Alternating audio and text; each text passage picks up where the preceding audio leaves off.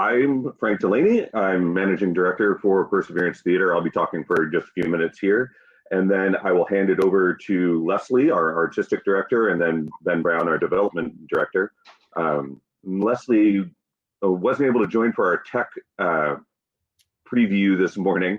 So Leslie, if you're having trouble getting into the presentation mode, make sure that your camera and your mic are turned on. And Tasha, if you double check and make sure that she's set up as a presenter, I'd appreciate it.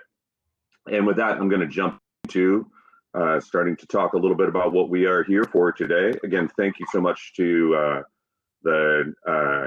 everybody at the Chamber for having us in today. We're very excited to be here. Perseverance Theater has been serving Alaskans since 1979. We were founded in Juneau, Alaska, and since that time we have performed throughout the state.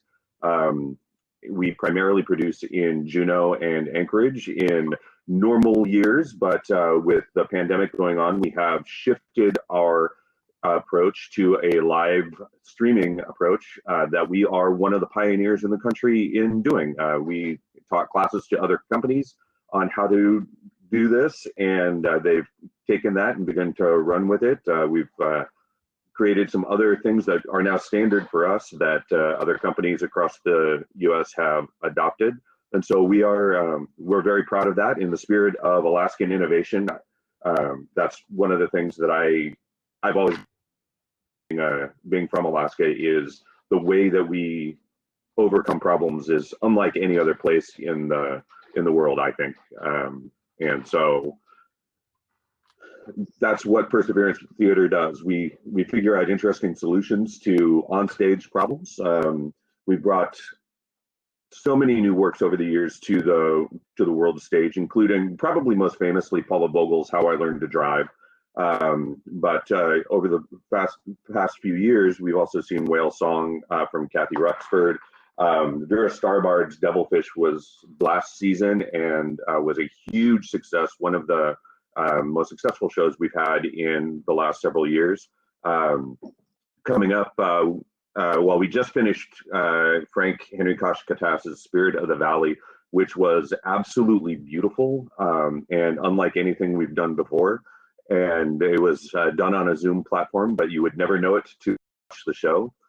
And we're exceedingly proud of that. And we may be remounting that in January. And I think it's important to remember too, though, we've always strived for audiences beyond Anchorage and Juneau. Our production of Moby Dick went to Giavik, William Inc. went to Sitka, Tlingit Macbeth traveled the country, including going to Rasmussen Theater at the Smithsonian's National Museum of the American Indian. Sandalland Diaries and Winter Bear have toured throughout the state.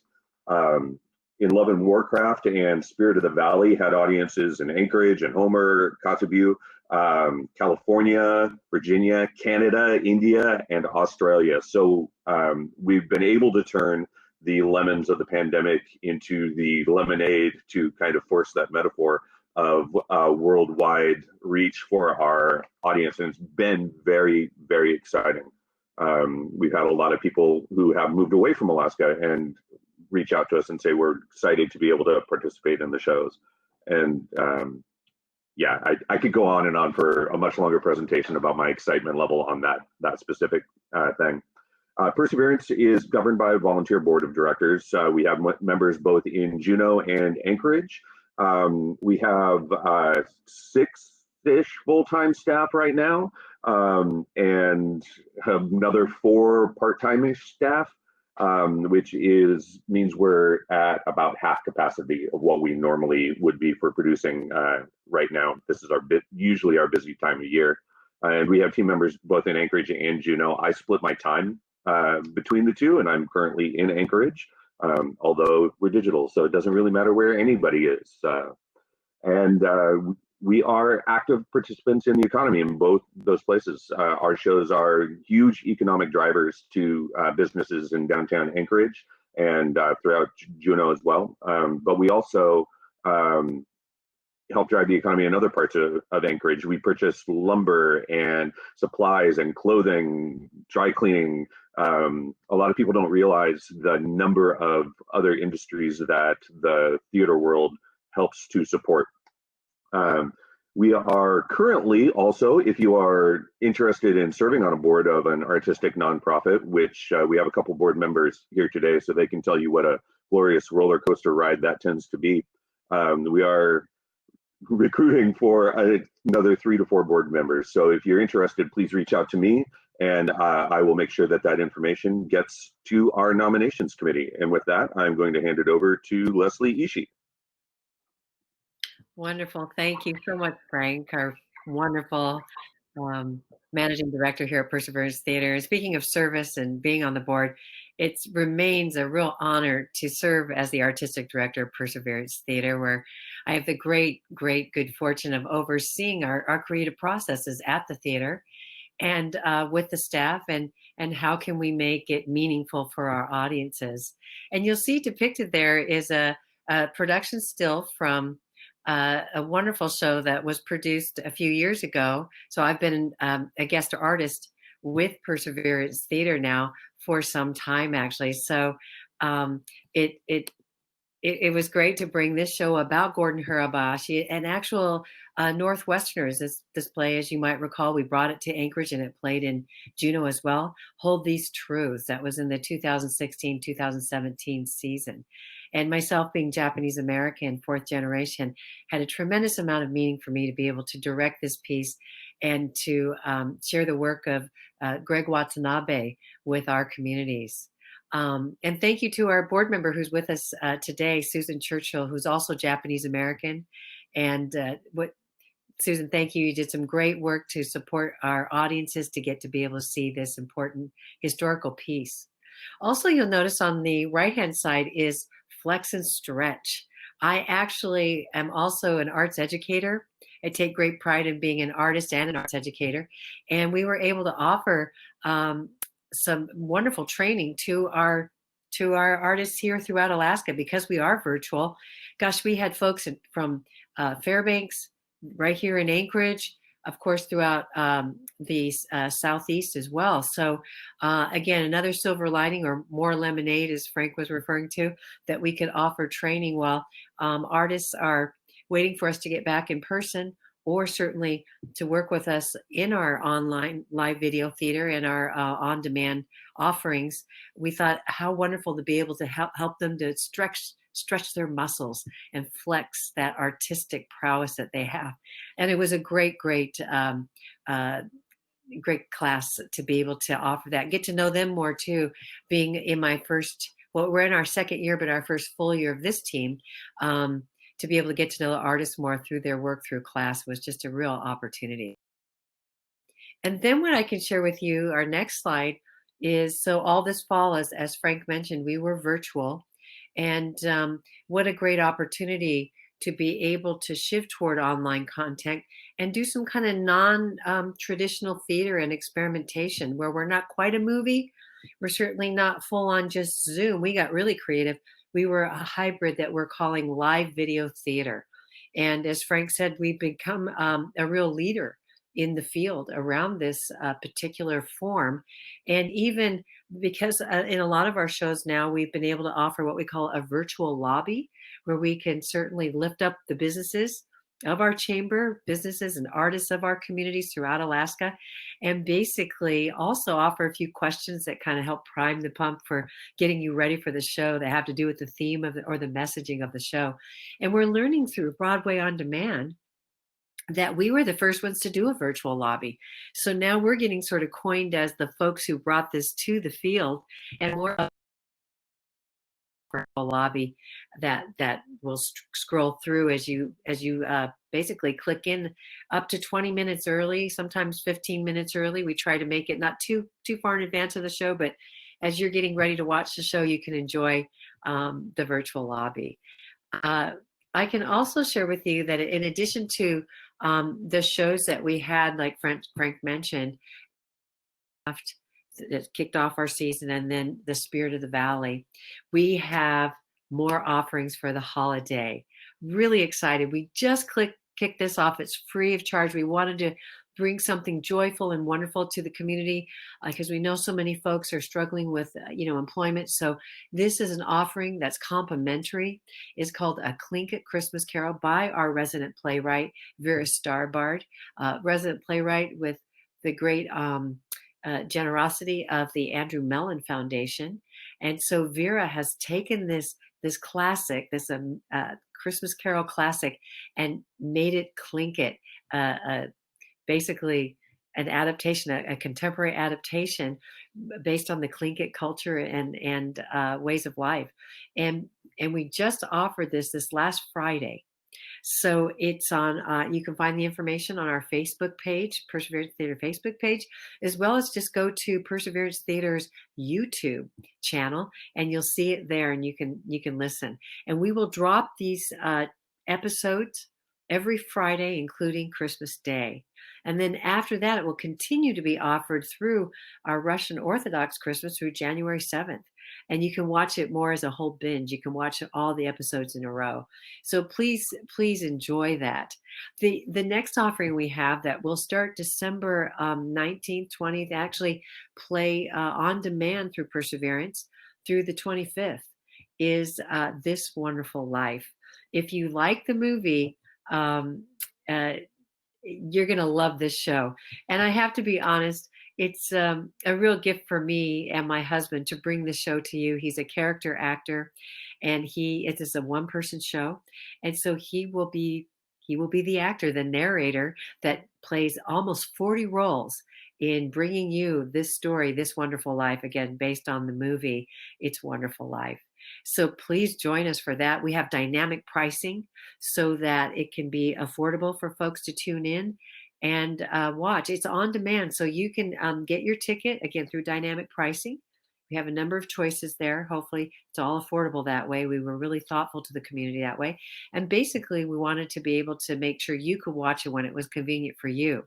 So this is pre-recorded so that it is on demand so that you can watch throughout that time period anytime. And then I'll also share with you that Perseverance has now for some time, of course, had an educational program. And we just really, I personally bring that vision and continue it with Perseverance with our theme, with our team, and the theme of Perseverance Everywhere as part of our membership, where you can get, with a membership, you can get basically discounts to the classes. And as you know, we want to be able to continue to foster the community's artistic prowess and art. We know now too, we're getting to know better in research that staying creative is not only healthy, helps you reclaim your own culture, your ways of life, but in this pandemic, it's helping us to process through it. And also we know that being creative, staying creative means being able to be resilient. So that is huge, especially during these times. So our education programs enrich our communities, our young people too. We also know that for our young people, being able to offer Spirit of the Valley as a student matinee, we were able to reach students from all over the state. In fact, Frank, we had I think it was over 900 students, teachers, and parents tune in for that show. So again, another silver lining, more lemonade of being able to go virtual to reach more students, more teachers throughout the state with our educational programs. But in the next year here, our new year, which we'll be announcing soon, we will have more educational programs for all ages to chime in and support. And we look forward to announcing that second half of our season. We're just in the process now of confirming it all so that we can bring that to you. So once again, please do take advantage of the Perseverance Everywhere membership program. There are other perks that come along with that, sometimes advanced viewings and other programming. We did have a program that was called Voice the Vote earlier this year, naturally, because the vote was so important, such a powerful way to exercise your being a citizen and getting that vote in. So, and we had a wonderful opportunity to work with the League of Women Voters. Other artists throughout the state chimed in with their artistry to talk about how important the vote is. And we had a partnership with Houston in Action. So we were able to go national to help support that national message. And so just really grateful to use our programming to be of service as well. With that, I can also share that, of course, we are the Professional Theater of Alaska by and for Alaskans. And I love this photo because it depicts our very own Ben Brown, who's also graced our stages. Ben, you are such a multi-talented human. And as our director of development, we're so lucky to have you on staff as well. And I look forward to when we get to get you back on stage, virtually or otherwise in person. So with that, I will pass it to you because your work is so critical to what we do, and to be able to keep doing it virtual and eventually in person with Perseverance Theater. So yay, Ben, I pass the baton to you. Thank you very much, Leslie, and thanks to everyone who's in attendance today. This is my first time in a REMO meeting, and it's very, very interesting, and I think there's a lot of potential here. So yeah, if you want to go to the next slide, Frank, we only have about 11 minutes left in the meeting. I just wanted to talk briefly about where we get the resources to do the work that we do. And earned income is really important because that's when people are paying for the service that they're receiving, which is live theater. And in normal years, people buy subscriptions. As Leslie just mentioned, this year we didn't think we could do subscriptions, so we've started the membership program, which some other theaters had been doing successfully before the pandemic. And I think it'll be a hybrid going forward. We'll probably keep that and keep subscriptions. Individual ticket sales are important. We have a travel raffle, which we did online this year because we had to, because there was a pandemic and we couldn't get people together in person to draw those prizes. The folks at the charitable gaming division and the tax division at the State Department of Revenue have been really helpful. We sell merchandise, and every now and then we are able to rent things out, either in Anchorage or in Juneau. So it's really good to be able to earn income. But the next four columns going over are the other ways that we make sure we have the resources to create professional theater by and for Alaskans. Oh, and I see that the event's been extended, so my verbosity is not going to have a catastrophic effect. But I do want to leave people time to ask questions, so I'll try to be quick. The one thing I put in bold in the individual donations category is Pivot and Perform. And that's the campaign we currently have underway. We began that in the middle of November. And I would strongly encourage anyone who's interested in supporting Perseverance and having professional theater by and for Alaskans continue to be a reality to go to our website. And under the donate button, it's possible to donate very easily online. There's some more old-fashioned methods. You can print up a piece of paper and fill it out and mail it to us. And we will be contacting donors and patrons and supporters more widely, recurringly between now and the end of the year, because we really do want to make our $100,000 goal. But we've had a very nice, robust response. I think between 45 and 50 individual donations have come in thus far. And so we're very excited about that. Business and corporate participation is very important. I can announce that Core Alaska Kensington Mine just recently signed on as the Above the Titles co-sponsor for This Wonderful Life, along with our friends at the Juneau Radio Center, which is the private radio consortium in Southeast. They own most of all the stations in Juneau, Ketchikan, and Sitka. Richard and Sharon Burns are very generous supporters of the arts, have always been very helpful getting our word out to our audiences. And we also get the word out on public radio. So we're grateful to those friends as well. And then individual businesses have been very helpful. So up in Anchorage, the Broken Tooth Brewing Company and Specialty Imports have been very generous in donating beverages for events that we've been able to hold in person at the Performing Arts Center. Rental cars from our friends at Avis at a very reduced rate. So we're eager to continue working with Anchorage businesses, Anchorage Chamber members, our fellow Chamber members, to encourage that form of support.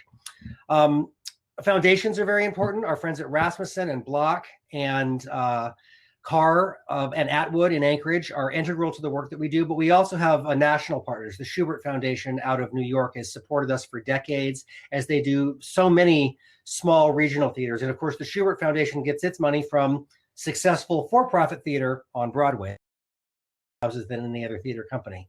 And they really help shape the American theater as we know it today, and Broadway and being the force that it is.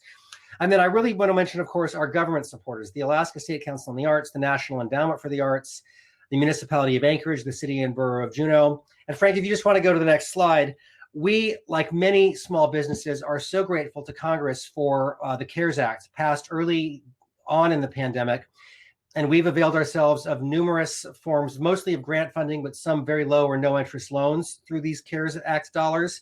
And that's literally made it possible for us to pivot and keep performing in this new online format. So I don't know how you all feel about it, but next time I see Senator Sullivan or Senator Murkowski or Congressman Young, I will make sure I thank them yet once again. And hopefully Congress will be able to do something to continue helping investing public money and continue to navigate our way through the pandemic. So just, I had to mention the CARES funding, and I'm sure I'm not alone in this chamber meeting in appreciating the help that that's provided to our businesses' survivability.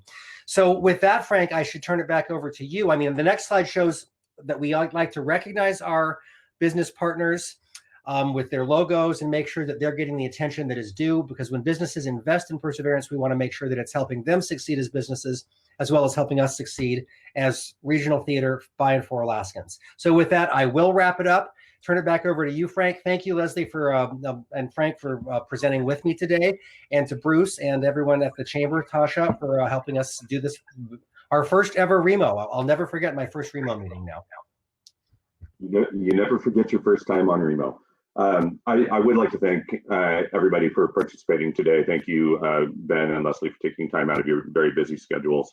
If anyone would like more information about Perseverance Theater, if you want to buy tickets for any of the shows coming up, you want to donate, we make it as easy as we possibly can on our website, ptalaska.org. On there, you can also reach out to us if you're interested in becoming a business partner and sponsoring a show or doing anything like that. Ben is eager to talk to anybody who has any interest level at all. And so thank you